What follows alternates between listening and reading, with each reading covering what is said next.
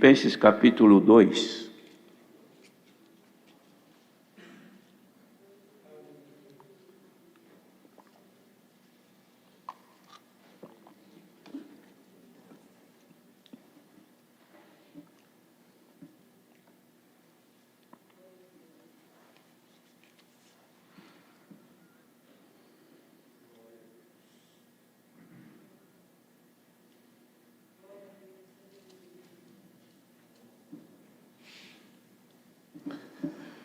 Então vamos ler com a ajuda de Deus. Portanto, se há algum conforto em Cristo, se há alguma consolação de amor, se há alguma comunhão no Espírito, se há alguns entranháveis afetos e compaixões, completai o meu gozo, para que sintais o mesmo, tendo o mesmo amor, mesmo ânimo, sentindo uma mesma coisa. Nada façais por contenda ou por vanglória, mas por humildade. Cada um considere os outros superiores a si mesmo. Não atente cada um para o que é propriamente seu, mas cada qual também para o que é dos outros. De sorte que haja em vós o mesmo sentimento que houve também em Cristo Jesus, que, sendo em forma de Deus, não teve por usurpação ser igual a Deus, mas aniquilou-se a si mesmo, tomando a forma de servo, fazendo-se semelhante aos homens, e, achado na forma de homem, humilhou-se a si mesmo, sendo obediente até a morte e morte de cruz. Pelo que também Deus o exaltou soberanamente e lhe deu um nome que é sobre todo nome, para que ao nome de Jesus se dobre todo o joelho dos que estão nos céus e na terra e debaixo da terra, e toda a língua confesse que Jesus Cristo é o Senhor, para a glória de Deus, Pai. De sorte que, meus amados, assim como sempre obedecestes, não só na minha presença, mas muito mais agora na minha ausência, assim também operai a vossa salvação com temor e tremor, porque Deus é o que opera em vós tanto o querer como o efetuar, segundo a sua boa vontade. Fazei todas as coisas sem murmurações nem contendas, para que sejais irrepreensíveis e sinceros, filhos de Deus inculpáveis no meio de uma geração corrompida e perversa, entre a qual resplandeceis como astros no mundo, retendo a palavra da vida, para que no dia de Cristo possa gloriar-me de não ter corrido nem trabalhado em vão. E, ainda que seja oferecido por libação sobre o sacrifício e serviço da vossa fé, folgo e me regozijo com todos vós. E vós também regozijai-vos e alegrai-vos comigo por isto mesmo. E espero no Senhor Jesus que em breve vos mandarei Timóteo, para que também eu esteja de bom ânimo, sabendo dos vossos negócios, porque a ninguém tenho de igual sentimento, que sinceramente cuide do vosso estado, porque todos buscam o que é seu, e não o que é de Cristo Jesus. Mas bem sabeis qual a sua experiência, e que serviu comigo no ministério como filho ao Pai, de sorte que espero enviá-lo logo que tenho provido a meus negócios.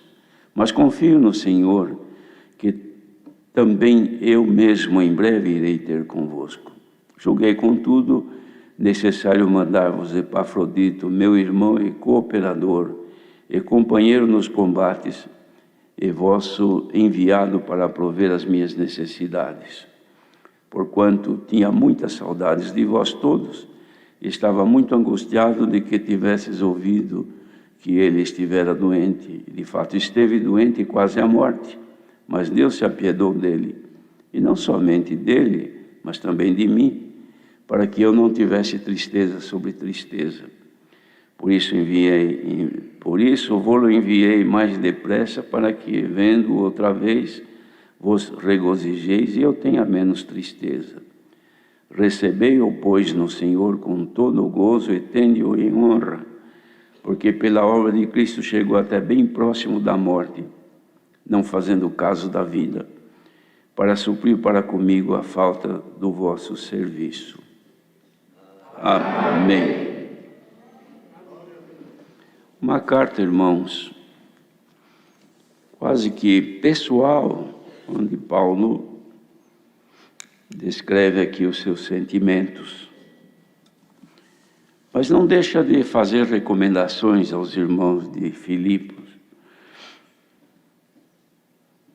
para que a igreja fosse confortada, e como ele tinha já algum conhecimento do estado em que eles se encontravam espiritualmente, o apóstolo pudesse se alegrar no Senhor. Isso porque quem ama a obra de Deus se alegra no crescimento dela, no que diz respeito à vida espiritual. Ele tinha dito para aqueles irmãos alguma coisa sobre perseverar no amor fraternal, procurando ser humildes, ajustando-se, adequando-se, de forma que pudessem viver pacificamente, sem obstáculos por incompreensões, divergências, que essas coisas trazem para as pessoas problemas e dificultam caminhar. E ele tinha tido muitos combates por causa de lutar pela Irmandade, querendo ver a Irmandade livre e servindo a Deus com alegria. E nesses combates, ele disse: vocês que já viram o mesmo combate que tem em mim, vocês já perceberam, e sabem que existem em mim essas lutas, que eu quero ver vocês bem.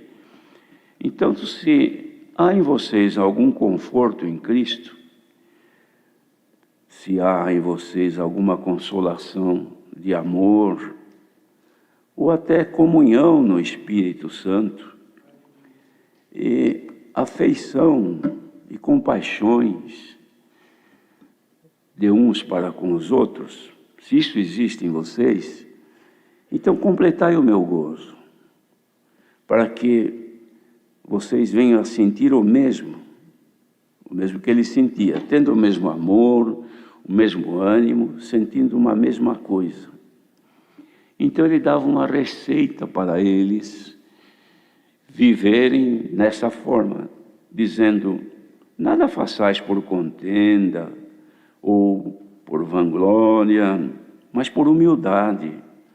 Cada um considere os outros superiores a si mesmo, não dando muita atenção cada um para o que propriamente seu é, mas para o que é dos outros também, no sentido de ajudar, de fazer o bem, no sentido de animar, de fazer com que os que estão próximos possam viver melhor, sentindo-se melhor. E para as pessoas se sentirem melhor, elas devem receber o bem, porque quem recebe o mal não se sente bem.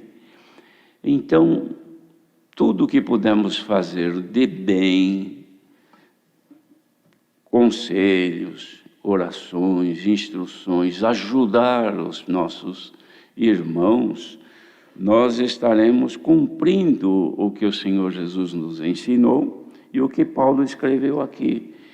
Podendo fazer e não o fazendo, irmãos, nós cometemos um erro que é a omissão. E omissão também é pecado. Cometer o mal é uma iniquidade. Deixar de fazer o bem também é um pecado diante de Deus. Então, nosso dever, irmãos, é amar-nos cordialmente uns aos outros, para que o benefício desse amor se estenda a todos. O que adianta numa casa uma pessoa só ser feliz e o resto da família viver em guerra e em batalha? Então a casa não tem paz. Mas se todos estiverem felizes, haverá paz naquela casa.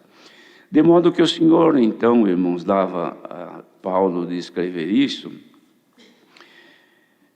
porque ele sabia que os irmãos eram obedientes, dizia: de sorte que meus amados, assim como sempre obedecestes, não só na minha presença, mas muito mais agora na minha ausência, assim também operai a vossa salvação com temor e tremor, porque é Deus quem opera em vós tanto o querer como o efetuar, segundo a sua boa vontade. E para isso devemos fazer todas as coisas sem murmurações e nem contendas. Aí ele diz então por quê? Ou para quê? Para que assim vocês sejam irrepreensíveis e sinceros filhos de Deus inculpáveis, no meio de uma geração corrompida e perversa, entre a qual resplandeceis como astros no mundo. Aqui é que está, irmãos, a diferença. Aqui é que reside a qualidade dos que têm o amor de Cristo no coração, vivendo neste mundo que cresce na corrupção a cada hora.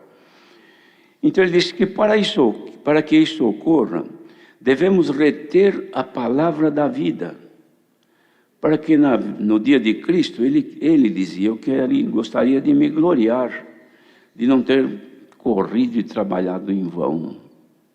E olha que ele trabalhou, Paulo lutou, batalhou, até a morte, porque ele foi morto, numa morte terrível. Ele lutou, para poder, irmãos, gloriar-se, ou seja, alegrar-se naquilo que era de Deus, de haver cumprido o seu dever de formar um povo santo, um povo que pudesse levar avante o que ele estava deixando. Mas como este povo estava vivendo no meio de uma geração corrupta, uma geração perversa, irmãos, esta obra por ali ela acabou se desfazendo. Se alguém for lá em Filipos hoje, não encontra nenhum crente mais. Se falar de Jesus Cristo, não sei, talvez tenha um ou outro cristão, mas isso aí é talvez cristão por uma opção ou por uma filosofia de vida, mas fiel a Deus, amando-se mutuamente, cordialmente, irmãos, só naqueles onde o Espírito de Deus habita. E é com estes que o Senhor está falando nesta hora. Que para isso precisamos reter a palavra da vida, porque nesta geração corrompida e perversa, nós precisamos resplandecer como astros no mundo. Glória ao nome do Senhor. Agora, irmãos, então vamos considerar um pouquinho isto. Paulo já falava isso aos irmãos filipenses, que eles precisavam ser irrepreensíveis e sinceros, como filhos de Deus, sem nenhuma culpa, de consciência limpa, mas vivendo no meio de uma geração corrompida e perversa. Então vamos fazer o seguinte agora, considerar um pouquinho que corrupção e perversidade havia naquele tempo que não haja hoje. Será que hoje não está muito mais corrompida e pervertida a humanidade do que naquele tempo? Muito mais.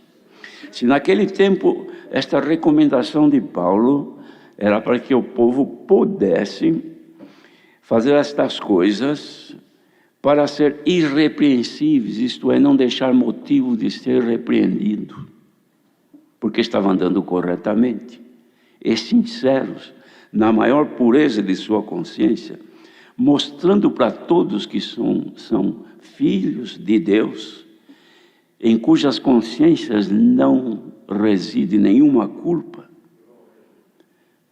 É isto que o Senhor nos quer hoje. É isto que o Senhor dá de pregar hoje. Glória ao nome do Senhor. O apóstolo dormiu, irmãos. Ele talvez tenha dormido contente por haver cumprido, porque ele dizia, já estou sendo oferecido como libação sobre o sacrifício, e o tempo da minha partida é próximo. Mas eu vou falar uma coisa para vocês. Combati o bom combate. Acabei a carreira. Guardei a fé. Desde agora, o justo juiz, espero que o justo juiz me dará naquele dia a coroa. Irmãos, olha o que ele pôde dizer: combati o bom combate, lutei, chorei, me debati, fui preso, apanhei, mas eu preguei, eu falei, apanhei muitas vezes, mas não deixei de falar a verdade, não escondi a verdade, não deixei de anunciar a Cristo Jesus, este crucificado, isto é, o seu sofrimento para que nós tivéssemos liberdade hoje. Então eu combati, não existe combate melhor do que esse que eu pude fazer. E olha, acabei a carreira, cheguei no fim, cheguei no topo, não preciso mais andar daqui para frente. E guardei a fé que Ele me deu está aqui até hoje. Não desvaneceu, não naufraguei na fé. Ainda creio em Jesus Cristo crucificado. Ainda sinto Ele no meu coração. Ainda Ele fala na minha boca. Glória ao nome do Senhor. Então agora eu vou morrer, vou terminar meus dias aqui. Uma libação que será feita. Mas me conformo de não ter batido nem combatido em vão. Bendito seja o Senhor. E tudo isso para que nós sejamos irrepreensíveis e sinceros, filhos de Deus sem culpa. Ora, irmãos, vamos falar então de culpa. O Senhor Jesus foi morto e Ele levou sobre si, na cruz, as nossas culpas e a nossa condenação. Como nós fomos considerados por Deus culpados pelo pecado de Adão, Jesus tomou sobre si e levou na cruz. E levou também o resultado desta culpa, condenação. Ele foi condenado e foi morto por nós. Então não temos mais culpa. A culpa dos pecados originais, Jesus levou na cruz. As pequenas culpas que recaem sobre nós durante o nosso viver, porque estamos neste tabernáculo de carne, somos seres humanos. Então, temos um justificador, temos um advogado. O advogado vai perante o juiz justificar, apresentar, defender. Tem aquele que vai para condenar, mas o advogado do acusado, ele vai para defendê-lo. E nós somos acusados. Quem nos acusa é a nossa consciência. Ela fala: você errou, você mentiu, você cobiçou, você pensou mal, você fez isso, você fez aquilo. E a pessoa fala: ai meu Deus do céu, como é que eu vou fazer agora? Aí vai aqui: Senhor, olha só que situação que eu estou. Eu errei, numa situação que eu não esperava, eu tropecei. Mas eu te amo, Senhor. Eu quero a tua misericórdia. Podes me justificar, Senhor? Tu me aceitas na tua presença? Então o advogado vai lá perante o juiz dos juízes e apresenta a nossa petição e a nossa justificação. Então, depois que nós alcançamos pela comunhão do Espírito de Deus que se move dentro de nós e confirma que somos filhos de Deus, foi embora a culpa, consciência limpou, e nós estamos agora na condição de filhos de Deus, inculpáveis no meio de uma geração perversa e corrompida. Que Deus nos dê a graça, irmãos, de quem ouvir esta palavra, agora faça uma viagem para trás um pouquinho. Pense um pouquinho no que fez, no que errou, onde caiu, onde tropeçou. E vê se há vida. Porque se não há vida, morto, irmão, só pode ser sepultado. Mas vivo, ainda que esteja agonizando, ainda há recurso. Glória ao nome do Senhor. Porque quando se encontra num acidente, um carro que bateu, capotou e aconteceu tanta coisa, e tiram lá a pessoa caída lá no chão, toda torta, ensanguentada, quem olha diz: esse já foi, esse já morreu. Mas só vai saber se morreu depois que vem o médico e ele olha e olha. Quando ele avisa, corre, vamos socorrer, porque a vida ainda há esperança. Bendito seja o Senhor. Quem ainda tem um fio de esperança na misericórdia de Deus, o Senhor quer te tornar hoje irrepreensível.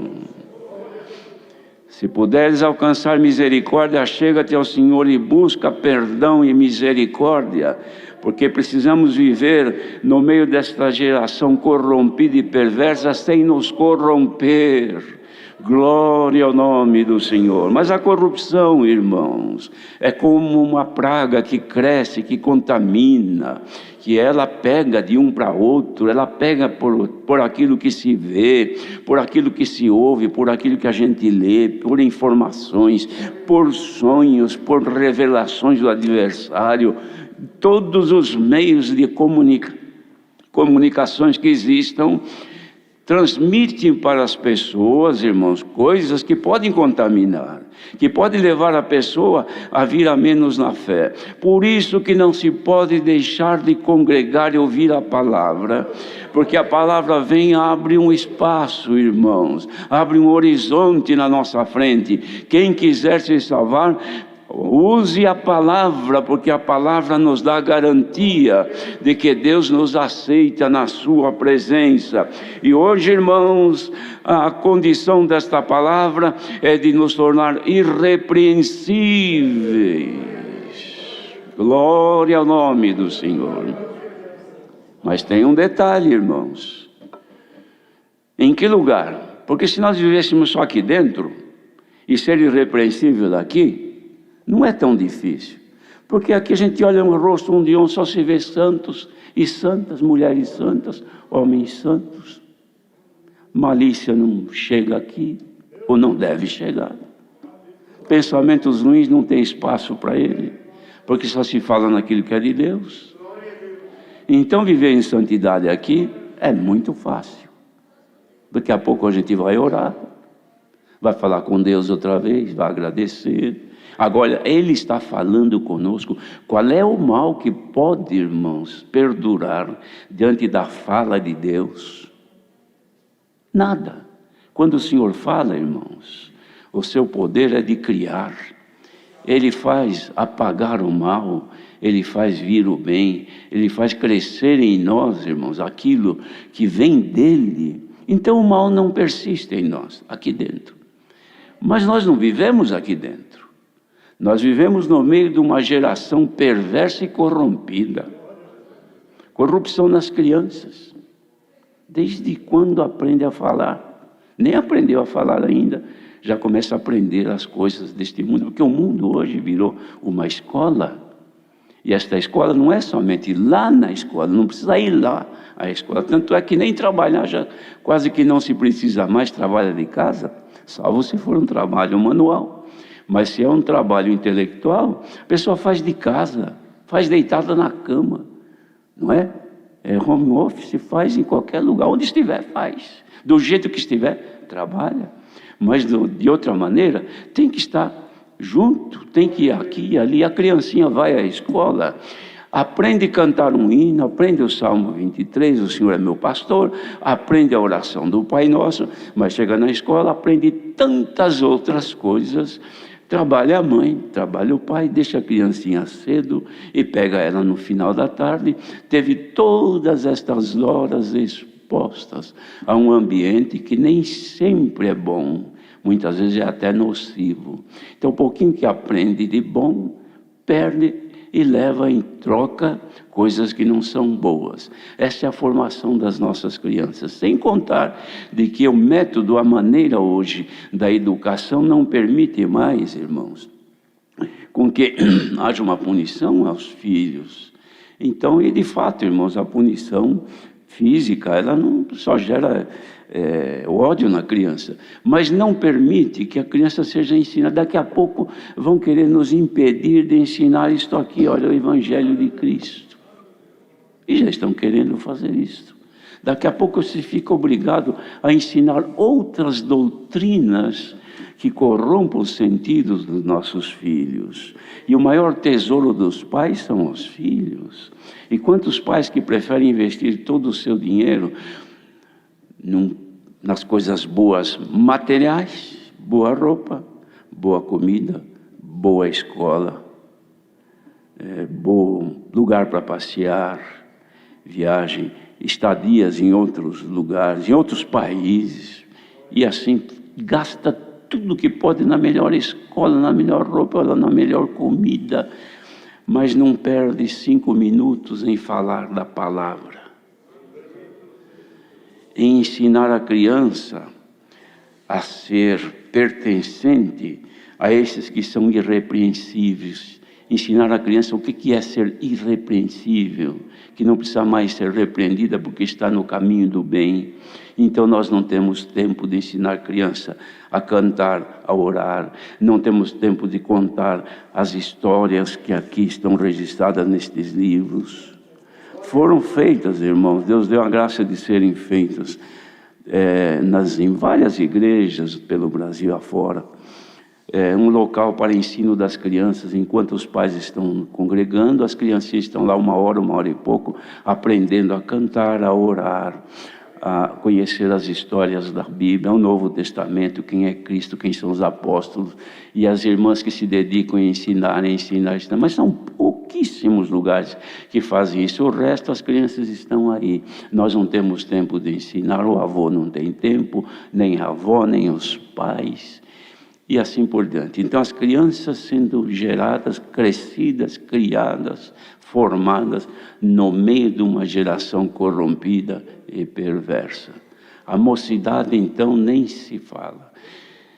O adolescente nem se fala. Cria na sua mente, irmãos, um estado psíquico confuso de tantas informações malignas, perversas, que mudam toda a sua forma de pensar da realidade da vida, esquece-se de Cristo. Aliás, de Cristo fala-se contra, porque o anticristo criou um poder, vem crescendo no mundo, está dominando e vai dominar e vai crescer. Os partidos que negam a existência de Deus crescem, se multiplicam, e nós vivemos num momento que daqui a pouco domina nossa nação, não teremos condição de servir. A Irmandade não é estranha isso aqui, não. Isso aqui não é nada de história, é verdade, é geração perversa e corrompida. As ideologias de gênero que hoje se espalhou no mundo, perdeu a função, desrespeita, desonra a Deus, não teme mais a Deus. Deus se tornou um objeto, Jesus uma história, um conto, um ícone que serve somente de referência, não tem mais valor nenhum, não é mais para salvação. Ser cristão é apenas uma filosofia de vida. Muitos dizem, não, eu sou evangélica, eu sou evangélico. Mas vai ver por que é. Porque é uma opção que escolheu para ser. Mas aquele que chora aos pés do Senhor, que busca misericórdia para limpar a consciência, irmãos. Quantos grandes que na hora da morte a consciência passa um filme de tudo que fez e não há mais recurso para se justificar. Mas igreja reunida aqui nesta manhã, diante disto, aceite esta proposta que Paulo falou com os filipenses e hoje o Senhor fala com todos nós. De sorte que, meus amados, como sempre obedecesse, não só na minha presença, mas na minha ausência muito mais, assim também operai agora a vossa salvação com temor e tremor, que caia em nós um pouquinho do temor de Deus, que é o princípio da sabedoria, e vamos pedir ao Senhor que nos justifique e que nos guarde, porque nós estamos, irmãos, no meio desta confusão no mundo, se corrompendo de todo jeito, mas quando vamos congregar, uma sujeira que caiu no nosso vestido, respingou uma sujeira do pecado, e chegamos ao culto com a consciência pesada e o adversário com o dedo apontando aí a nossa sujeira, apontando aí o nosso defeito, de repente aparece o Senhor e diz: o Senhor te repreenda, não é este um tição tirado do fogo? Ó igreja, seja agora repreendido todo o mal que o inimigo lança contra o povo de Deus, e o punhado de gente que sobrar para se salvar, recebamos agora o poder para sermos irrepreensíveis em amor. Glória a Jesus. Se caísse dos céus agora uma chuva deste amor de Deus, irmãos, que excede todo entendimento, todo conhecimento, que nos tomasse, a Irmandade ia sair daqui dizendo: graças a Deus, eu vim com a consciência tão pesada, dormi essa noite mal, acordei tão ruim, mas agora estou aliviada, estou aliviado, recebo o alívio da presença de Deus no coração. Bendito seja o Senhor. Olha, irmãos, enquanto Deus fizer isto, nós vamos continuar falhando, tropeçando, chorando nos pés do Senhor, mas o Senhor contente conosco. O Senhor olha para nós, vê um coitadinho de um irmão, de uma irmã aí, chorando: ah, me perdoe, Senhor. Lá vem o Senhor com a sua misericórdia. Sabe o que Ele faz? Dá uma consolação. A Irmandade precisa de alguma consolação, de amor? Receba pela vossa comunhão a consolação do Espírito Santo, que nos consola e nos conforta, para vivermos no meio desta geração perdida, mas que Deus nos salve para a vida eterna. Deus seja louvado.